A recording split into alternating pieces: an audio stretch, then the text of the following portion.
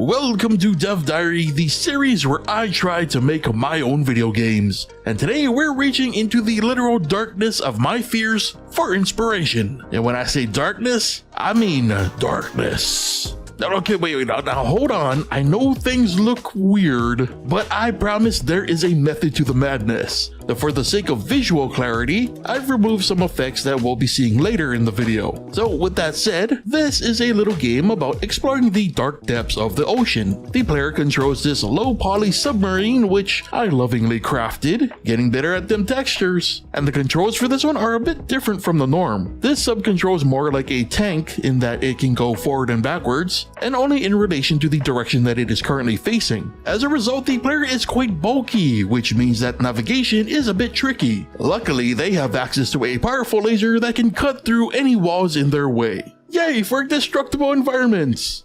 But like in Minecraft, blocks take a while to knock out. Well worth it though to continue exploring the unknown, which is comprised of a few select resources. Now because this is more of a proof of concept, there are only 3 things to collect in this adventure: seaweed, rocks, and fish, all of which are acquired by blasting them with the player's laser. Yes, the same one that cuts through rocks and walls are also the ones that cut through plants and fish.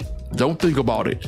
And cutting through these resources are not just for fun of destruction. No, by collecting resources, the player can then return to their spawn point to interact with that mysterious machine. Doing so will do 2 things. First, bring up a menu, and second, reload the world Dark Souls style. Except that the world is not only refreshed, but regenerated with a whole new layout to explore. But let's actually take another look at that menu. This is a simple upgrade menu that will allow the player to trade their bits of plants, rocks, or fish for upgrades to make their navigation and destruction easier and faster. Again, for the sake of the video, I didn't hook this up to actually cost anything, but yeah, you get the idea. So the loop with this one is pretty simple. Explore the darkness for resources, return to base to upgrade and regenerate a new world. But as mentioned at the beginning, the visuals here, while not exactly bad, are not how the game is meant to look. I mean, there are a lot of inconsistencies here. Some things are colored, others aren't. It just seems all over the place. But with one simple toggle, we can see what this game world is meant to look like.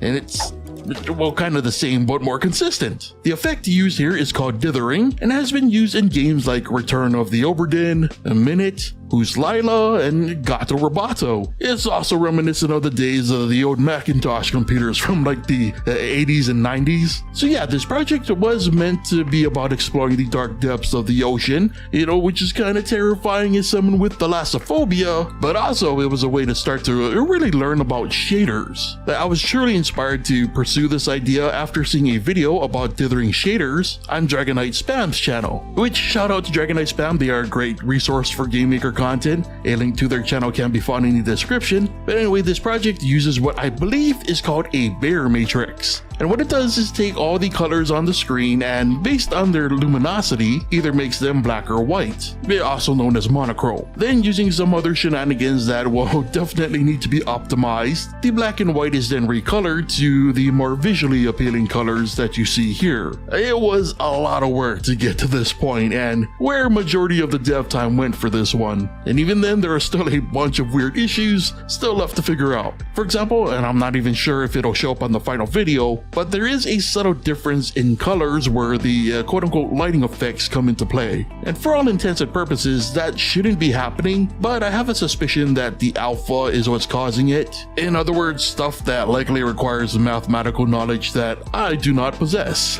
I mean, even getting this far was difficult, and it was mostly carried by like random posts that I could find on the internet. Still a strong start with a visual style that I've been wanting to accomplish for a while. And aside from the issues mentioned earlier, adding some actual dangers would probably be my next step. But what would you add next? And have you ever played any other games with this visual style? Are you a fan of it, or would you prefer a version closer to what was seen in the beginning of the video? As always, I'd love to hear from y'all. Also, be sure to share your thoughts and opinions in the comments. While you're at it, if you enjoyed the video, be sure to subscribe if you're new to the channel and leave a like. And I'm also on Patreon. But with that said, brings us to the end of today's Dev Diary, so thank you so much for watching, and I'll see you next time.